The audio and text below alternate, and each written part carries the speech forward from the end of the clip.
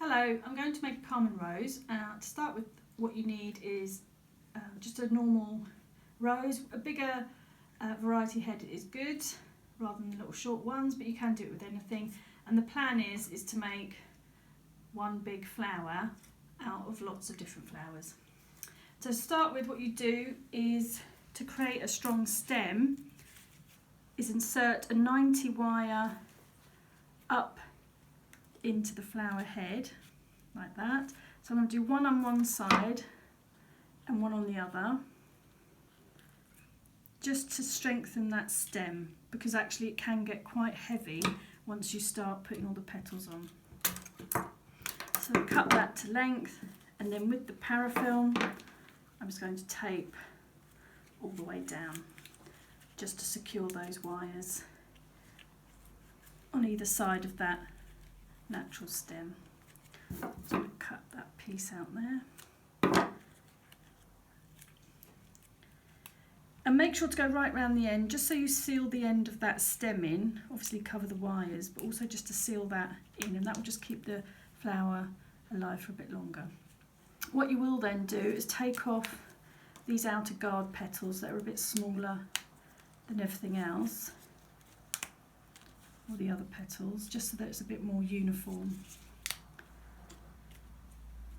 Then what you'll do is get another rose like this. So I'm just going to cut that a bit shorter. I won't need the leaves. Again, take off those outer guard petals that aren't particularly attractive, but you could use those towards the end just to make the shape more natural. Then what I'm going to do is take off the petals from the base, so you end up with a whole petal. Don't tear off the petals. You will get to the point as you get towards the centre where they get a bit smaller, so you might not want to go all the way, so that's fine. So once you've got a collection here, what you then need to do is to make some little hairpins, and for that I'm using some 28 gauge wires. Then you just cut into length, so I'm doing a few at a time because otherwise it could be quite time consuming. Pinch in the middle, bend over, and that makes your little hairpins. And you just do that with the rest of those, like so. If that end one's just a little bit too long, you can just trim those ends off, just so they are a bit more uniform. You don't want them too long, otherwise it's difficult to get them in. So what you're then going to do is take all these petals and you're putting them back on. So what you do is turn the flower over, think about placing them, if you can see, it's a bit like a layering bricks. Each petal needs to, don't just put a petal on right next to another one, just leave a gap, so it's more like that herringbone effect. So you need to make sure you're doing that, and you need to make sure you're doing it level. Don't pull the petal too far down or go too high. What you want to try and do is just keep that profile even, but also keep to the same shape of the rose. So turn it over,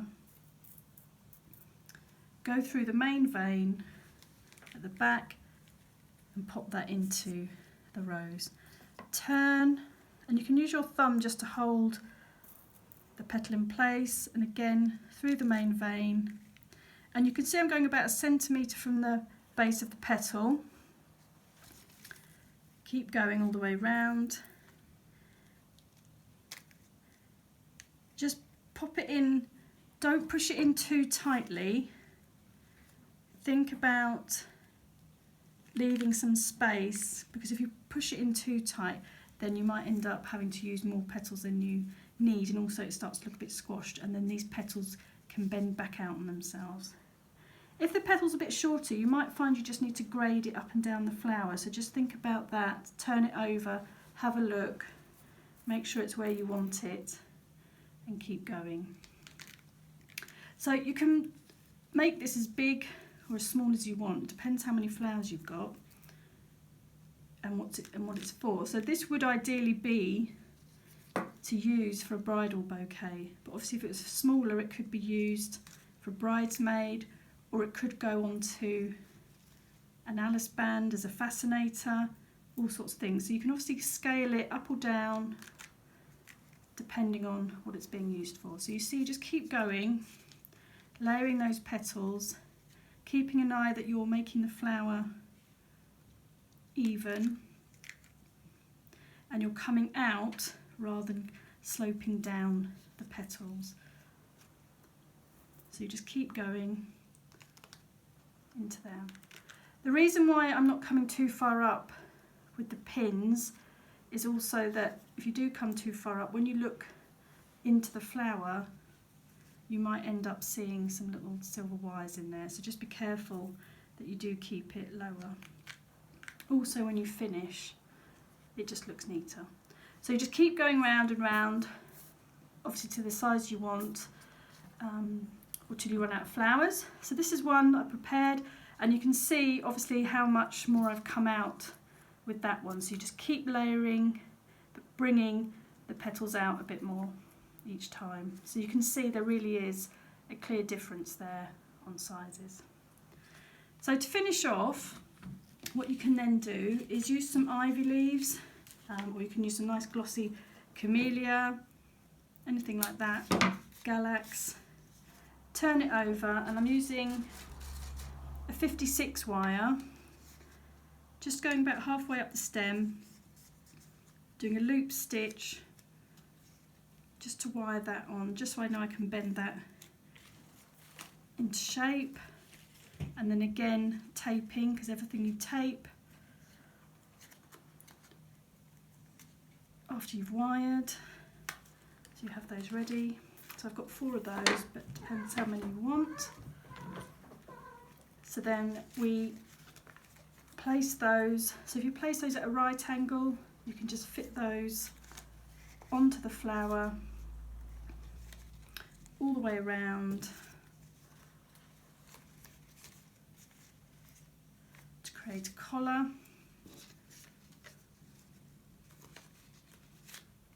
So when you turn it over, it just finishes off the bouquet, covers those wires on the petals,